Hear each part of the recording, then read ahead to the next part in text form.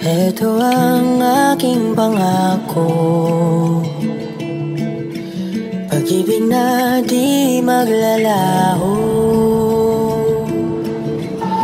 To be patient, to be kind and to be true, to love and to be loved by you.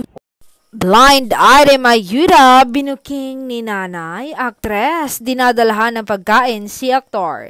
Kahit na masarap palagi ang pagkain sa set ng isang serye, rom-com serye, ay dinadalhan minsan ni aktres si aktor ng ulam na siya mismo ang nagluto, ha?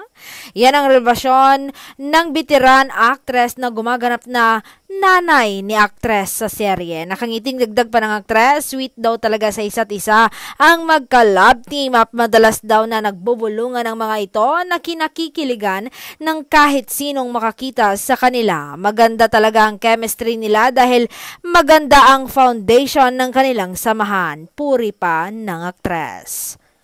Dagdag pa ng kanilang direktor na nagsusubon din daw minsan sina aktres at aktor pag kumakain. Nakakalanggam naman yan. Believe daw sila sa work ethics ng dalawang batang artista. They support each other. Hindi sila naghihiwalay. Say ni Direk, kapag nasa set ako, nasa isang area lang sila. Pinag-uusapan ng script at paano nila i-deliver ang lines at atakihin ang eksena.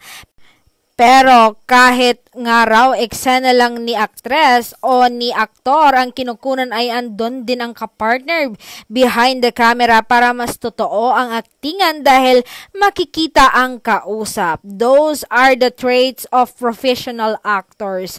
They are really professional young actors of our generation.